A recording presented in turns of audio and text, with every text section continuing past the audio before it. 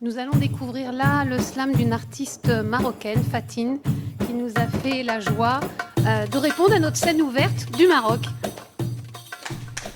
Bonjour tout le monde, c'est Fatine, connue sous le nom Introspectus. Je suis artiste, slameuse, poétesse et présidente du collectif Slam Maroc, là où nous œuvrons pour la promotion du slam, poésie au Maroc et ailleurs.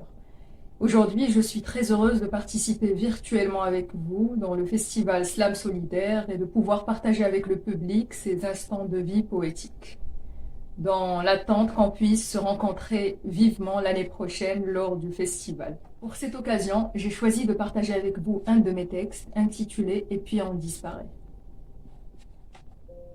On disparaît. Un bout de temps, par moment, ou des fois même à jamais.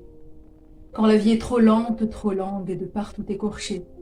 Quand elle est trop dure et que tellement on la désire qu'on finit par la lâcher.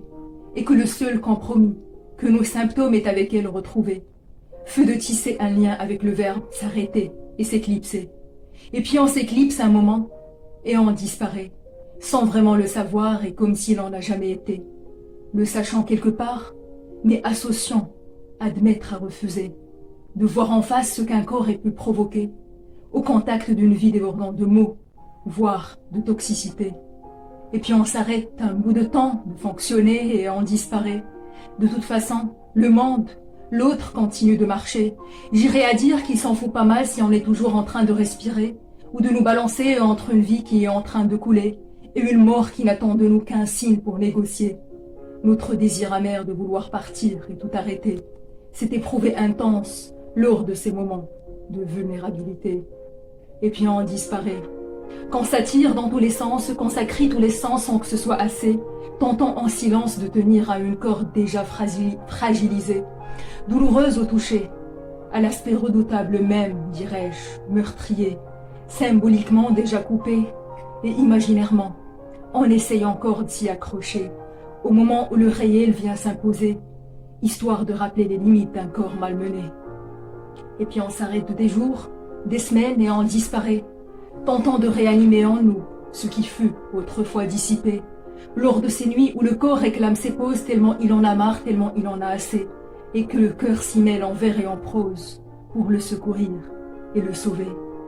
Et puis vint ce moment où l'on s'arrête et l'on disparaît, demeurant incompréhensible pour les uns, cible pour d'autres qui furent les premiers, à nous en vouloir pour notre silence non voulu, pour notre vie suspendue, pour notre arrêt, qui même s'il était voulu, j'ai envie de dire, et alors et après. Et puis vint ce moment où l'on s'arrête et l'on disparaît, et qu'une rage envahissante de suppositions sur cette suspension s'est annoncée, fantasmatiquement appréciée, aussi minable qu'on ne l'a supposé, aussi interminable qu'on ne l'a imaginé. Et puis vint ce moment où l'on s'arrête et l'on disparaît, cette disparition si inquiétante, désinquiétante, surinquiétante, sans raison, sans objet. Les pourquoi ravageurs s'associent aux comment et les qui sait. Les questionnements surformulés s'invitent au bal masqué. Qui sera le premier? Qui sera le premier à démasquer et à voir l'information à faire circuler? Dans l'attente de ce qui va nourrir des curiosités et fournir l'injustifiable justifié, pour faire réapparaître ce qui a disparu sans prévenir, sans demander. Ça continue de parler, sans jamais cesser. Et moi, je tente de vivre. Par moments, je disparais. Par moments, je disparais.